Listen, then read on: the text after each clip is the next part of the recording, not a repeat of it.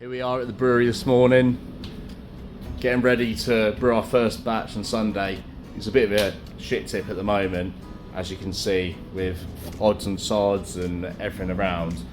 But the objective of today is to get all our pipe work sorted out and hooked up. As you can see, lots of loose ends at the moment. Get the brew kit cleaned and ready for Sunday.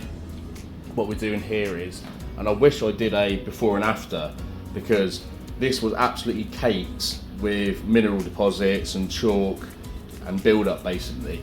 So for about half an hour I've been running a hot acid recirc through the pump here, and like I said, I wish I did a before and after, because these elements were absolutely caked, and you see some of that at the bottom coagulating, but it's all being destroyed by the nitric phosphoric blend basically. So I'm going to let this run for another few minutes until it's spotless. Then that's ready to be our HLT. As you can see, it's all a bit of a mess here. Sink yet to be plumbed in, but we can work around it. We've got our heat exchanger here, which we're going to use to cool the work down, transfer into our trusty open top fermenter. So what we're brewing tomorrow, we're brewing an easy American pale / golden ale hybrid. It's basically just 2 malts. We're going to have a little bit of wheat head retention and extra pale malt as our fermentables. We've got standard USO5 here. I don't think there's any indication there is USO5 in here, but it's in a fermenter's box, so there'll be yeast in there. Then we've got Protofloc, we've got US Cascade as well to give a nice level bitterness, but also tropical character. But that's where we're at. So I'll just update you throughout the day whilst I complete this work. Here we are now, 4 o'clock. It's been a day of it, putting everything together. Basically what we've done an acid clean on here. This is ready for water for the brew. We've done a full caustic run through the mash tun, under back to the kettle, through the kettle pump, through the heat exchanger, and then we've just dumped caustic and the rinse water in the fermenter that we can clean tomorrow. So yeah, it's been a day of it, getting all the pipe work set up and everything cleaned, but the number one thing is that we can brew tomorrow. It's very bare bones in here, but we might as well get a brew on whilst we tidy up the place. It's 6 in the morning, as you can tell, fresh out of bed in the brewery. Because we don't have some control, not elements yet, it means that we have to do it manually. So I've come down just to check that the water's where it's at. So it's sitting at about 65 Celsius, so I've whacked up one of the elements just to top it up over the next couple of hours whilst I'll go back to bed for an hour or so, and then come back in ready to brew. Right, it's a bit later in the day now. It's around about 10 o'clock now, I think. We've mashed in, which I'll show you now.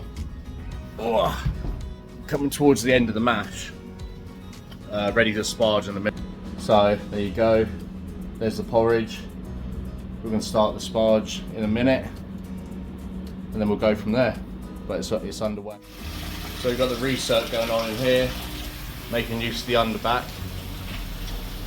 whilst we wait for the sparge water to heat up. Right, so we're sparging now, coming out of the HLT, into the mash tun, through underback. Now we're filling up the kettle. Once it's above the elements, that's where we can get them on preheating. But at the moment we've hit a sweet spot, so it should be all good from here. Done a gravity reading, coming in at 1053 when our final target is 1040. So we'll see. Looking good so far.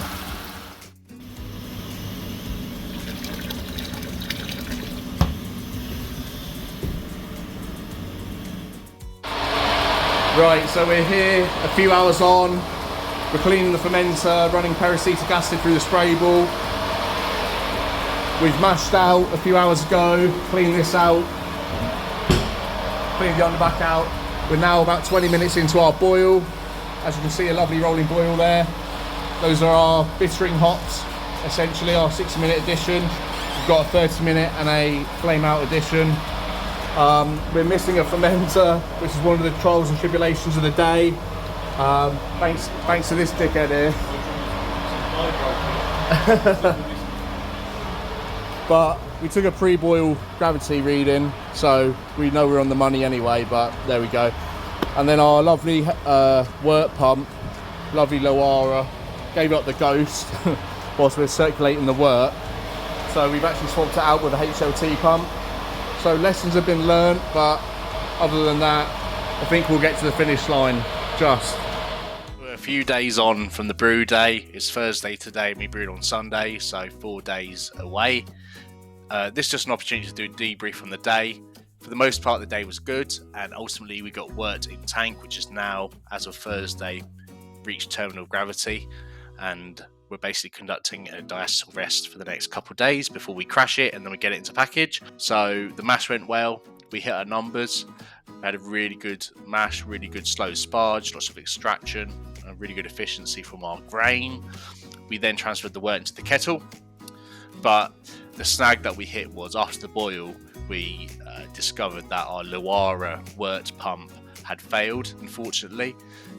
Now that we've opened it up and inspected it, it turns out that the capacitor had melted. These are 10 to 20 quid, and hopefully it's a quick fix, easy fix for the Loara pump. So what we had to do was essentially, the pump was dead, so we swapped it out with a new Clark pump that we bought for SIP.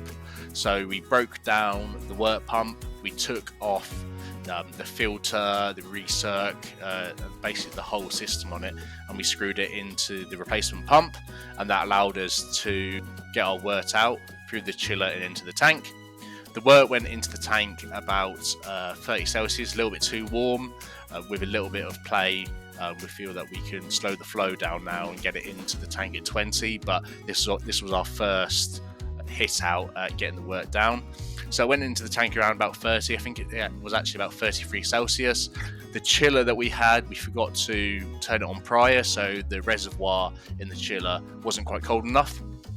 So what we'd done was we set the temperature to 22, went home for the evening. I came back the following morning and the temperature dropped down to a nice 22 Celsius, perfect for the yeast. What we used was USO5. So pitched the yeast, now 4 days later we have beer. So it was a success, lots of lessons learned, and we're looking forward to the next brew day. We've got lots of improvements that we want to make and lessons learned along the way. But the next step is getting the beer into package, which will be in a few days from here once we've diacetyl rest the beer and we've chilled it down.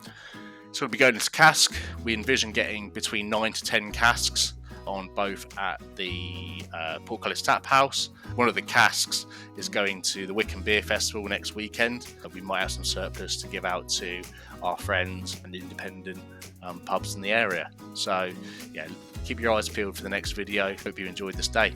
If you've got any questions or comments, comment away and I'll be sure to respond to you guys. But yeah, take care.